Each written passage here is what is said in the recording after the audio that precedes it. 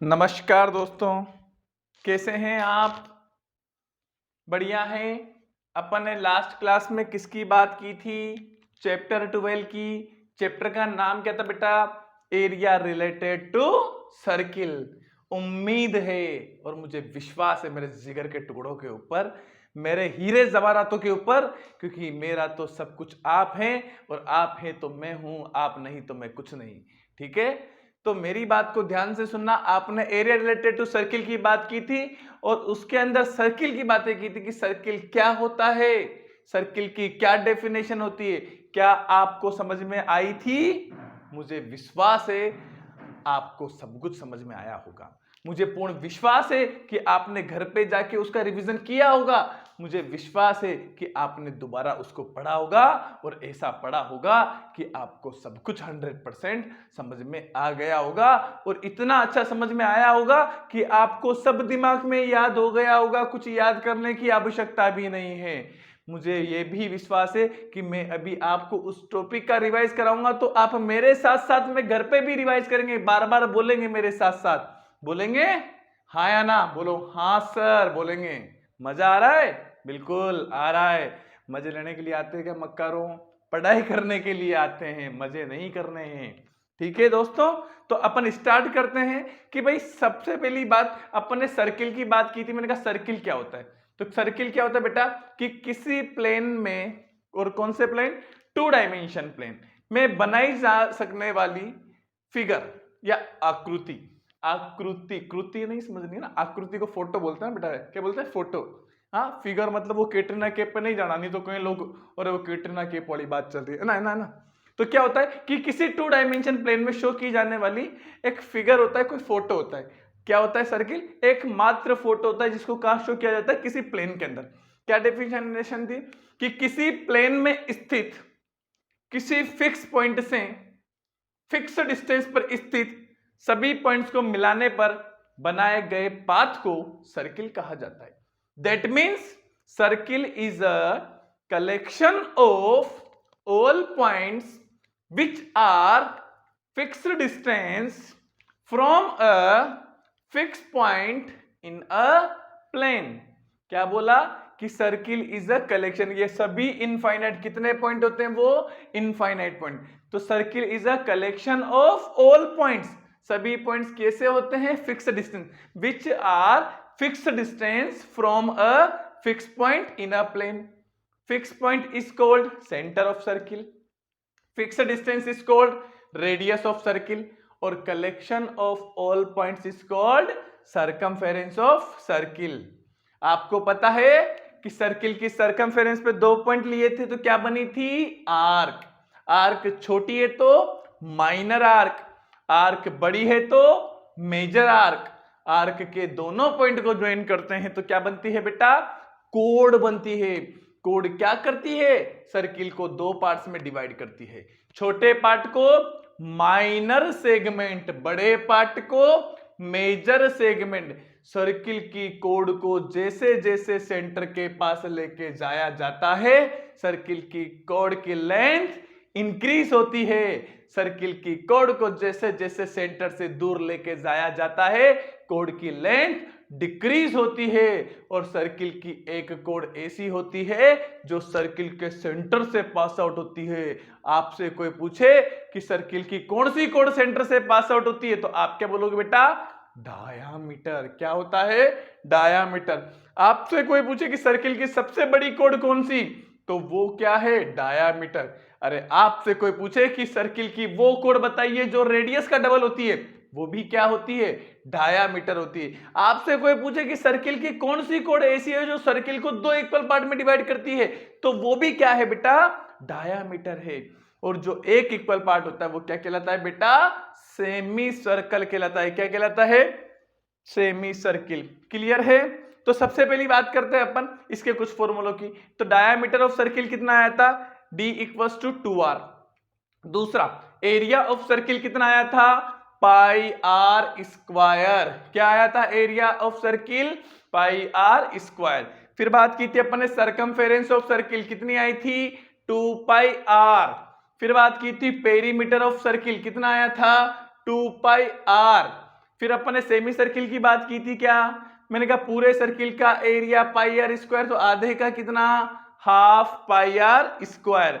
फिर अपन ने पूरे सर्किल का पेरीमीटर कितना बताया, 2 पाई आर, लेकिन आधे का कितना आया था, पाई आर आना चाहिए था। अपन ने इसको क्या बोला था बेटा, इट इज चमत्कार, ये आपकी सर सबसे बड़ी गलती है, दुनिया में ऐसी गलती नहीं करनी, क्योंकि अगर आप डायामीटर को हटा दोगे तो क्या बन रहा था, कटोरा, और उस कटोरे में कहीं पैसे मांगने जाना है, आपको जाना है, नहीं जाना ना। आपको क्या करना है, उस कटोरे में आपको अपना डायामीटर भी लगाना है ना। तो डायामीटर की वैल्यू कितनी होती है, 2r, तो pi r plus 2r, pi r plus 2r में देखो r कॉमन आया था, तो पाई की वैल्यू 22/7 रखी थी, इसको सोल्व किया था तो कितना आया था, 36/7r। तो देखो आपसे कोई पूछे पेरीमीटर ऑफ सेमी सर्किल कितना आएगा, पाई आर प्लस 2r या 36/7r। क्लियर, दोनों ट्रिक के रूप में याद रखें। नेक्स्ट बात की थी अपन ने कंसेंट्रिक सर्किल, क्या बात की थी बेटा, कंसेंट्रिक सर्किल। कंसेंट्रिक सर्किल किसे बोलेंगे, ऐसे दो सर्किल जिनका सेंटर सेम हो कंसेंट्रिक सर्किल कहलाता है, और उनके बीच वाला पार्ट कंसेंट्रिक पार्ट कहलाता है, जिसको अपन फुटपाथ भी बोलते हैं। पार्क के अंदर होता है कि नहीं होता बेटा फुटपाथ, वो भी होता है। क्लियर, अब मैं आगे की बात करता हूं। मैंने कहा कंसेंट्रिक सर्किल में दो सर्किल होते हैं, एक बड़ू और एक छोटू। बड़ू सर्किल की रेडियस r1, छोटू की रेडियस r2। तो हमेशा ध्यान रखोगे बेटा कि बड़े सर्किल की रेडियस हमेशा किससे लिखोगे, r1 से लिखोगे, छोटे की रेडियस को किससे लिखेंगे, r2 से लिखेंगे। तो बड़े सर्किल का एरिया पाई r1 स्क्वायर, छोटे का एरिया पाई r2 स्क्वायर। बड़े के एरिया में से छोटे को माइनस कर दो, क्या आ जाएगा, बीच वाला आ जाएगा, है ना, है ना, है ना। बीच समझो, बीच वाला नहीं समझना पड़े आपको, है ना, बीच वाले तो चौराहे पे मिलते हैं, है ना, है ना। तो pi r1 square minus pi r2 square, आई बात समझे। पाई कॉमन आ जाएगा तो क्या आ जाएगा, पाई r1 square minus r2 square. r1 square minus r2 square को क्या लिख सकते हैं, एक बार प्लस में एक बार माइनस में। तो क्या आया, area of concentric circle pi r1 plus r2, r1 minus r2। Clear. इसके बाद अपन ने कही की बात की बेटा सेक्टर की। सेक्टर किसे बोलेंगे, सर्किल की दोनों आर्क एंड रेडियस, सर्किल की दोनों आर्क और रेडियस, सॉरी गलत हो गया, दो तो रेडियस होती है, आर्क एक होती है ना। तो सर्किल की दोनों रेडियस और आर्क के द्वारा बनाए गए पार्ट को क्या कहते हैं, सेक्टर। किसे बोलेंगे सेक्टर, कि सर्किल की दोनों रेडियस और आर्क के द्वारा बनाए गए पार्ट को क्या बोलते हैं, सेक्टर बोलते हैं। क्लियर है। सेक्टर छोटा है तो माइनर सेक्टर, सेक्टर बड़ा है तो मेजर सेक्टर। मैंने बताया था माइनर कब बनता है, जब दोनों रेडियस के बीच का एंगल 180 डिग्री से छोटा हो तो माइनर, जब दोनों रेडियस के बीच में बनने वाला एंगल 180 से बड़ा हो तो मेजर, 180 के बराबर हो तो सेमी सर्किल, याद है 90 के बराबर होगा तो क्वाड्रेंट बनेगा। क्या बनेगा, क्वाड्रेंट बनेगा। तो मैंने कहा यहां से बेटा एरिया ऑफ सेक्टर कितना आया था, तो मैंने कहा पूरे सर्किल के रेस्पेक्ट में छोटे से पार्ट थीटा का एरिया निकाल रहे थे, तो क्या आया, pi r square into theta upon 360। Second निकाला था अपन ने क्या, कि length of arc of sector L की वैल्यू। तो length of arc of sector किसके ऊपर थी, सर्कमफेरेंस पे। तो इतना सा पार्ट था सर्कमफेरेंस, तो पूरी सर्कमफेरेंस कितनी बेटा 2 पाई आर, कितने पार्ट का निकाल रहे, थीटा, कितने में से 360 में से। तो length of arc of sector कितना आया, 2 पाई आर इंटू थीटा अपॉन 360। अगर सर्किल की रेडियस गिवन है, length of arc of sector L का मान गिवन है, तो एरिया ऑफ सेक्टर कितना आया था, हाफ एल इंटू आर, याद है। और अगर मेजर सेक्टर का एरिया पूछ लिया जाए, माइनर का दे दिया जाए, तो क्या करोगे, एरिया ऑफ मेजर सेक्टर बराबर area of circle minus area of minor sector. अगली बात करते हैं बेटा अपन क्वाड्रेंट की। किसकी बात करते हैं, क्वाड्रेंट। मैंने कहा क्वाड्रेंट कब बनता है बेटा, जब थीटा की वैल्यू कितनी हो, 90 डिग्री हो। तो मैंने कहा एरिया ऑफ क्वाड्रेंट निकालो, एरिया ऑफ क्वाड्रेंट। तो वैसे तो कितना आएगा, देखो पूरे सेक्टर का area pi r square into theta upon 360 होता है। ये किसका एरिया होता है, सेक्टर का। अब थीटा की वैल्यू कितनी रखनी, 90, तो पाई आर स्क्वायर इंटू कितना आएगा 90 अपॉन 360। ये 90 से कटेगा 4 बार, तो कितना आ गया 1/4 पाई आर स्क्वायर। तो बनने का एरिया ऑफ क्वाड्रेंट डायरेक्टली याद रखा जा सकता है क्या, 1/4 पाई आर स्क्वायर। याद रह जाएगा क्या, कोई बड़ी बात है क्या। अगर थीटा की वैल्यू 90 डिग्री है तो हमेशा क्या बनेगा, क्वाड्रेंट बनेगा। मतलब सेंटर पर अगर 90 डिग्री का एंगल बन रहा है, 90 डिग्री का एंगल बनेगा तो हमेशा क्या बनेगा, क्वाड्रेंट बनेगा। नेक्स्ट टॉपिक है हमारे पास बेटा सेगमेंट, और इस चैप्टर का आखिरी टॉपिक भी है ये। सेगमेंट है और इस चैप्टर का आखिरी टॉपिक भी है। मैंने कहा सेगमेंट किसे कहा जाता है, याद है, मैंने कहा सर्किल की कोण सर्किल को 2 पार्ट्स में डिवाइड करती है क्या, हाँ जी सर करती है। छोटे पार्ट को क्या बोलते हैं, माइनर सेगमेंट। तो ये वाला क्या होगा, माइनर सेगमेंट। बड़े पार्ट को मेजर सेगमेंट। आ गई बात समझ में। अब मैंने कहा अगर मैं कंस्ट्रक्शन करूं और ओ को ए से और ओ को बी से ज्वाइन करूं तो ये दोनों रेडियस और इनके बीच में कोई ना कोई एंगल भी बनेगा थीटा। अब एक बच्चों की बात क्लियर हुई कि मेरे को माइनर सेगमेंट का एरिया चाहिए, मान लो, या सेगमेंट का एरिया चाहिए। तो मैंने कहा देखो ओ ए बी आर्क और बी ओ, ये क्या बना, सेक्टर। सर्किल की रेडियस और आर्क के द्वारा क्या बनता है बेटा, सेक्टर। और ओ ए बी ये क्या है, ट्राइंगल। तो पूरे सेक्टर में से ट्राइंगल का एरिया माइनस कर दूंगा तो किसका एरिया आ जाएगा, सेगमेंट का एरिया आ जाएगा। तो क्या आया बेटा, एरिया ऑफ सेगमेंट। देखो यहां लिखें एरिया ऑफ सेगमेंट कितना आएगा, तो area of sector minus area of triangle. मैंने कहा सेक्टर का एरिया कितना होता है, pi r square into theta by 360 minus. अब ये ट्राइंगल कैसा है बेटा, आइसोसेलेस ट्राइंगल। तो आइसोसेलेस ट्राइंगल का एरिया आपको अभी फिलहाल याद रखना है। कौन सा याद रखेंगे, r square upon 2 sine theta. ये पहली बार आप जीवन में पढ़ते हो और इसका प्रूफ हम 12वीं कक्षा के अंदर जब आपको वेक्टर वाला चैप्टर पढ़ाते हैं वहां सिखाते हैं। क्लियर। अब यहाँ पे साइन थीटा की वैल्यू आएगी तो थीटा के अलग अलग एंगल आएंगे, वो भी याद रख लेना। फिर मैं ट्रिगो जब चैप्टर पढ़ाऊंगा तो वहां पे पूरी वैल्यू आपको बनाना सिखाऊंगा, पूरी ट्रिग्नोमेट्री टेबल याद कराऊंगा और पूरी बनाना सिखाऊंगा। तो फिलहाल याद रख लेना बेटा कि साइन 0 डिग्री क्या होता है, 0। साइन 30 डिग्री कितना होता है, 1/2। साइन 60 डिग्री कितना होता है, √3/2। और यहां से देखो √3 की जो वैल्यू होती है लगभग 1.73 होती है, कई बार यूज करते हैं ना जब बोला जाता है। साइन 45 डिग्री कितना होता है, 1/√2। साइन 90 डिग्री कितना होता है, 1। और एक वैल्यू और कभी कभार काम आती है साइन 120 डिग्री, वो भी क्या होता है, √3/2 होता है। ठीक है, ये 4 वैल्यू क्लियर। एक अपने पास मान लो कि माइनर सेगमेंट का एरिया दे दिया जाए और मेजर का पूछ लिया जाए, तो मेजर का क्या होगा, एरिया ऑफ मेजर सेगमेंट। बोलो आप मुझे बताओ। मैंने कहा पूरे सर्किल में से, ये पूरा सर्किल है, इसमें से अगर मैं मेजर चाहिए तो ये माइनर वाला माइनस कर दूं तो area of circle minus area of minor segment, तो क्या आएगा, area of circle minus area of minor segment. किसका एरिया आ जाएगा, मेजर सेगमेंट का एरिया आ जाएगा।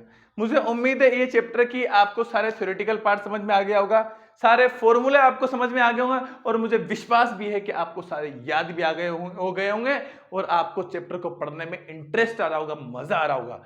और मैं कहता हूं बेटा इसी इंटरेस्ट के साथ, इसी मजे के साथ पढ़ो। तो एक बार लिख लीजिए, अभी अपन बुक के क्वेश्चन करते हैं। लिख लीजिए बेटा आराम से, और वैसे लिखना चाहिए, नोट्स भी साथ साथ बनाने का अवसर मिल रहा है, हर चीज मिल रही है बेटा, और चैप्टर बहुत ही आसान है। चलो खैर, आपको जैसे कम समय मिले बेटा तो मैंने बता रखा है वीडियो पॉज हो जाती है, वीडियो को पॉज कर लीजिए, रोक लीजिए, आराम से लिख लीजिए, है कि नहीं। हाँ बोलो, जो हाँ नहीं बोलेगा बेटा उसको पाप लगेगा, है ना, है ना। अच्छा मुझे एक दो कॉन्सेप्ट और सिखा देना भाई, दो कॉन्सेप्ट और सिखा देना। मैंने कहा दो घड़ी, घड़ी देखी, घड़ी घड़ी घड़ी, है ना, ऐसी सुंदर सी होती है कि आज के जमाने में तो आज के जमाने में तो ऐसे तो ना 12, 6, 3 और 9 ऐसी होती है। पर देखो मैं ठहरा गरीब जमाने से। कैसे? गरीब से मतलब जिसमें 1 और 2 भी होना चाहिए, तब जाके मैं समय दिक्कत है। 5 भी होना चाहिए, 7 भी होना चाहिए, 8 भी होना चाहिए, 10 भी होना चाहिए, 11 भी होना चाहिए, पूरे कंप्लीट नंबर दिखने चाहिए। फिर मैंने कहा आपने ये ऐसी कोई सुई देखी होगी जो सबसे बड़ी सुई होती है, जिसको आप क्या बोलते हो? मिनट की सुई। तो मैं किसके लिए बात करता हूं? Minute hand clock. घड़ी के मिनट की सुई के लिए बात करते हैं। किसके लिए बात करते हैं? Minute hand clock. घड़ी के मिनट की सुई के बारे में बात करते हैं। ठीक है, घड़ी के मिनट की सुई के बारे में बात करते हैं कि मिनट हैंड क्लॉक क्या होता है। ठीक है, अब घड़ी के मिनट की सुई मुझे बताना कि पूरा एक रोटेशन, मतलब मैंने कहा घड़ी के मिनट की सुई 12 से चलना स्टार्ट हुई, 1 पर आई, 2 पर आई, 3 पर आई, ऐसे वापस से 12 पर आएगी तो कितने डिग्री का एंगल बनाएगी? सेंटर पर 360 डिग्री का। कितने का बनाएगी? 360 का। और ये पूरा एक रोटेशन कितने समय में करती है मिनट की सुई? तो मैंने कहा 12 से 1 तक 5 मिनट, फिर 10 मिनट, फिर 15, तो ऐसे कितने होंगे? 60 मिनट, मतलब 1 हार। तो कहने का मतलब घड़ी के मिनट की सुई 1 घंटे के अंदर कितना एंगल बनाती है? 360 डिग्री का। 1 घंटा मतलब क्या होता है बेटा? 60 मिनट होते हैं, तो 60 मिनट में भी कितना बनाएगी? 360 डिग्री का। और मैं आपसे पूछूं घड़ी के मिनट की सुई 1 मिनट में कितना बनाएगी? तो 360/60, तो कितना आया? 6 डिग्री का। तो ये बात आपको याद रखनी है कि घड़ी के मिनट की सुई 1 मिनट में कितने डिग्री का एंगल बनाती है? 6 डिग्री का। याद रख लोगे क्या? क्या बोला? घड़ी के मिनट की सुई 1 मिनट में कितने डिग्री का एंगल बनाती है? 6 डिग्री का एंगल बनाती है। क्लियर है क्या? अगली बात करते हैं अपन घड़ी के हार वाली सुई। इससे थोड़ी छोटी होती है क्या? जैसे मान लो ये यहाँ पे 2 पे थोड़ी छोटी है, तो मैंने कहा किसकी बात कर रहे हैं? अगली हार हैंड क्लॉक। हार हैंड क्लॉक, घड़ी के घंटे की सुई। अब मैंने कहा घड़ी के घंटे की सुई जो होती है ये 2 से चलना स्टार्ट हो और वापस 2 पर आए, तो मैंने कहा 2 से 3 पर आने में कितने घंटे? 1 घंटा होता है पूरा। तो मैंने कहा 12 वापिस से 2 बार आएगी, 2 पर आएगी, तो कितने घंटे लगेंगे? 12 घंटे। तो मैंने कहा कंप्लीट रोटेशन कितने करने में कितने लगते हैं? 12 घंटे। तो 12 घंटे में कितने डिग्री का एंगल बनाएगी? 360 डिग्री का। तो 1 घंटे में कितना बनाएगी? 360/12 कितने डिग्री का? तो 30 डिग्री का। 1 घंटा मतलब क्या होता है बेटा? 60 मिनट होते हैं, तो 60 मिनट में कितना बनाएगी? वही 30 डिग्री का। तो 1 मिनट में कितना बनाएगी बेटा? 30/60 मतलब 1/2 डिग्री का। तो घड़ी के मिनट की सुई तो 1 मिनट में कितने डिग्री का एंगल बनाती है? 6 डिग्री का एंगल बनाती है। जबकि घड़ी के घंटे की सुई 1 मिनट में कितने डिग्री का एंगल बनाती है? हाफ डिग्री का एंगल बनाती है, आधे डिग्री का एंगल बनाती है। दोनों काम की बातें और दोनों याद करनी है हमेशा, जीवन भर के लिए, जिंदगी भर के लिए याद रखनी है कि घड़ी के मिनट की सुई 1 मिनट में कितने डिग्री का एंगल? 6 डिग्री का। और घड़ी के मिनट की घंटे की सुई, हार की सुई 1 मिनट में कितने डिग्री का? आधे डिग्री का एंगल बनाती। याद रख लोगे मेरे हीरे जवाहरातों, मेरे हीरो? क्या तुम याद रख लोगे क्या? अरे रख लोगे क्या पापियों? कुछ तो बोला करें। मैं जानता हूं आप बड़े खुश हो, मनी मन मुस्कुराहट है, दिल में खुशियां हैं कि ऐसी क्लास के तो मजे ही कुछ और है जो घर पे बड़े आराम से पढ़ी जा सके और समझ में भी सब कुछ आ जाए। हाँ या ना? क्लियर है? चलो बस ये 2 बातें। तो अब बेटा अपन अपनी किताब की जो एक्सरसाइज है, हाँ वो स्टार्ट करते हैं। एक्सरसाइज 12.1। 12.1 के अंदर बेटा 5 क्वेश्चन है। कितने क्वेश्चन है? 5 क्वेश्चन है। ठीक है, आपके पास उम्मीद है किताब होगी, बुक होगी। हमेशा क्लास में जब भी बैठे तो बुक को सामने खोलकर बैठे, है ना। जब भी आप लाइव क्लास को पढ़ रहे हो या वीडियो क्लास को पढ़ रहे हो, हमारी क्लास को पढ़ रहे हो, तो आपके पास बुक होनी चाहिए, एक फेयर रजिस्टर कंप्लीट होना चाहिए, ताकि साथ के साथ नोट्स बनते जाएं और साथ के साथ आप क्वेश्चन को पढ़ सको। ठीक है, क्लियर है? याद रह जाएगी। 1 मिनट का समय दे दूं, आपके पास अगर किताब नहीं है तो किताब आपस में आसपास से बुला लो, मंगवा लो या ले लो, अपने बैग से निकाल लो और तैयार हो जाओ। किताब साथ में होनी चाहिए, है ना। होगी कि नहीं होगी? हम बहुत इज्जत करते हैं बेटा, बहुत सम्मान करते हैं हम हमारी किताब का। हाँ, तो इस वजह से इस किताब को बिल्कुल प्यार से मोहब्बत से रखना चाहिए, है ना, है ना, है ना। प्यार मोहब्बत की बातें आते आजकल के छोरा छोरियों के मन में चेहरे पे खुशियां आ जाती है। ठीक है, वैसे मस्त रहा करो, हंसते रहा करो हमेशा, और चेहरे पे मुस्कुराहट लाके पढ़ा करो, क्योंकि टेंशन में पढ़ने से कुछ नहीं होता। हाँ, मजा तो खुशी के साथ पढ़ने का है ना, है ना। अब कोई यूं मत सोच लेना कि हमारी क्लास वाली खुशी की बात कर रहे हैं, नहीं तो बच्चे तो वहीं तक चले जाते हैं, है ना, है ना। चलो भाई सुने भाई, ध्यान से सुने, करते हैं अपन स्टार्ट। एक्सरसाइज के अंदर 5 क्वेश्चन है। फर्स्ट क्वेश्चन और सेकंड क्वेश्चन की बात करता हूं। देखो फर्स्ट क्वेश्चन क्या कहता है, हालांकि मेरे पास किताब नहीं है, मैं तुम्हें बता दूं, पर मैंने क्या है कई बार पढ़े हुए हैं, तो मेरे को लगभग लगभग कई सारे क्वेश्चन याद है। ठीक है, क्या बोला है फर्स्ट क्वेश्चन में कि if radius of 2 circles are 19 centimetre and 9 centimetre. क्या बोला है कि radius of 2 circle are 19 centimetre and 9 centimetre. मतलब बेटा आपको क्या दिया हुआ है, वो गिवन डेटा लिखना है कि 2 सर्किल है जिनकी रेडियस कितनी 19 और 9। तो पहला वाला सर्किल जो बड़ी वाली रेडियस है उसको R1 से तो 19 सेंटीमीटर, और दूसरी रेडियस R2 से वो 9 सेंटीमीटर। तो क्या दे रखा है कि radius of 2 circle are 19 centimetre and 9 centimetre. Clear है, कोई परेशानी नहीं है। अब अगली लाइन क्या बोली, find the radius of circle. वापिस से क्या फाइंड करना है, सर्किल की रेडियस फाइंड करनी है। वापिस से क्या फाइंड करना है, सर्किल की रेडियस फाइंड करनी है। Find the radius of circle, वापिस रेडियस किसकी, अब किसकी करनी, एक सर्किल की फाइंड करनी, कोई दूसरा सर्किल होगा, इन दोनों के अलावा कोई एक और सर्किल है ना, whose circumference is equal to the sum of the circle, sum of the circumference of circle। मैंने कहा उस सर्किल की रेडियस फाइंड करनी है जिसकी सरकमफेरेंस किसके बराबर है, इन दोनों सर्किल की सरकमफेरेंस के सम के बराबर है। whose circumference is equal to the sum of the circumference of given circle। Clear. तो देखो मैंने कहा तीसरा जो सर्किल है उसकी रेडियस फाइंड करनी है, तो उसकी रेडियस है क्या, नहीं, तो मान लेते हैं let radius of third circle is R centimetre. According to question, question ने क्या बोला कि सरकमफेरेंस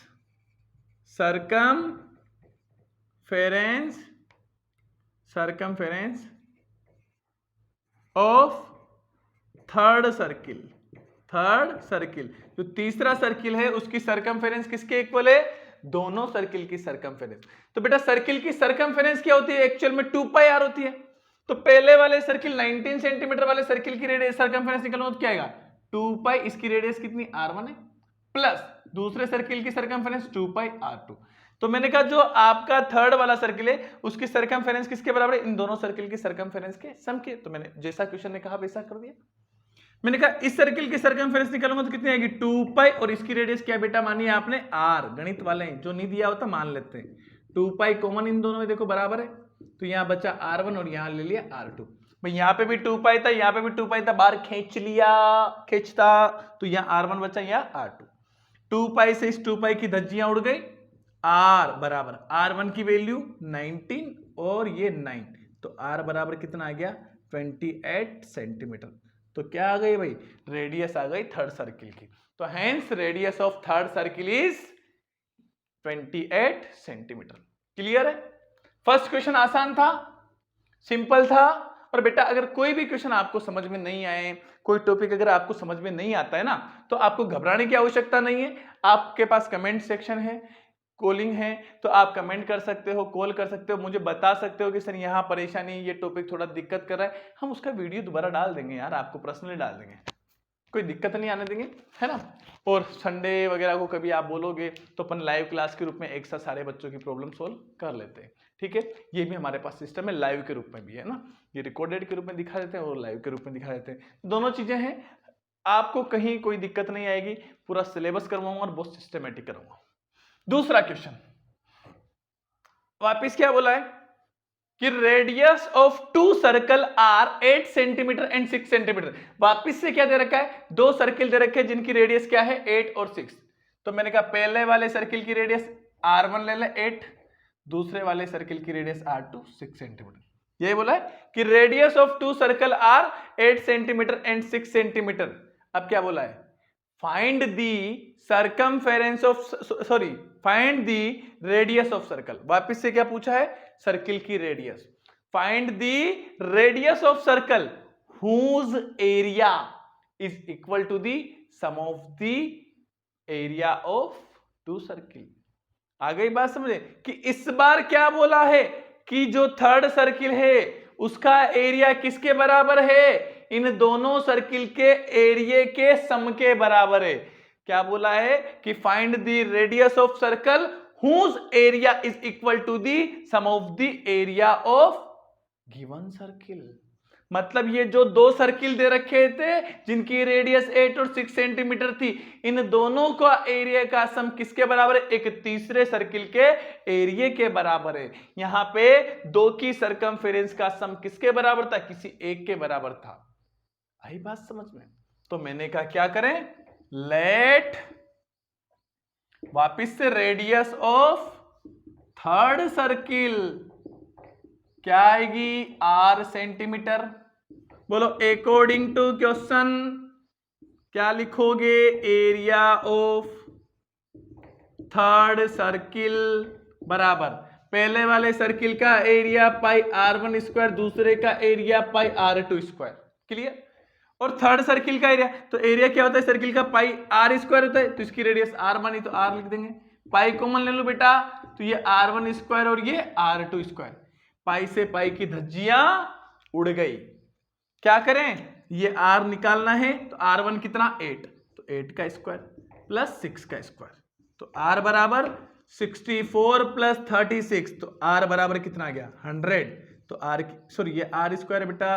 अब देखो r स्क्वायर से मुझे क्या चाहिए, r चाहिए, तो ये r स्क्वायर बराबर 100 आया, लेकिन मुझे क्या चाहिए रेडियस। तो जब भी मैं स्क्वायर का रूट लूंगा तो क्या बचेगा, सिर्फ r बचेगा, तो अंडर रूट लेंगे तो यहाँ पे भी अंडर रूट लेना पड़ेगा 100, तो कितना आएगा 10 सेंटीमीटर। तो स्क्वायर को हटाने के लिए हमेशा क्या लेते हैं बेटा, अंडर रूट लिया जाता है, और r स्क्वायर का अंडर रूट क्या होता है, r होता है। किसी की भी पावर 2 होती ना, तो उसका अंडर रूट क्या होता है, पावर 1 रह जाती है, आधी रह जाती है ना। तो यहां से क्या आएगी, radius of third circle is 10 centimetre. मुझे उम्मीद है दो क्वेश्चन आपने किए, दोनों क्वेश्चन आपको समझ में आए होंगे, दोनों की लैंग्वेज समझ में आई होगी। फिर भी बेटा मैं आपको बताना चाहता हूं, मैं आपको बता दूं कि गणित है, यहां सब कुछ आता है, समझ में आता है, सब कुछ आता है। दो बातें याद रखना, एक तो चैप्टर को कोई भी पढ़ो तो उसका सारा थ्योरेटिकल पोर्शन, सारे फॉर्मूले पहले याद करो, फिर उसके बाद एक एक एग्जाम्पल को करो, और फिर किताब के बुक के एक्सरसाइज के एक एक क्वेश्चन को करो। कैसे करना है कि क्वेश्चन को पहले समझना है, और फिर क्या दिया हुआ है और क्या फाइंड करना है इस पे चेक करना है, तब जाके। समय लगेगा बेटा एक बार शुरू में, लेकिन अगर एक बार सीख गए ना गणित को करने का तरीका, मैं दावे के साथ बोल रहा हूं जिंदगी में कहीं परेशानी नहीं आएगी। नहीं तो कई लोगों को गणित से डर लगता है, लेकिन मेरे साथ पढ़ो, मैं दावे के साथ और विश्वास के साथ कहता हूं गणित यूं चलेगी। ठीक है, बाकी हंसते रहिए, मुस्कुराते रहिए, देखते रहिए मैथमेटिक्स का show. Okay then, nice meeting you.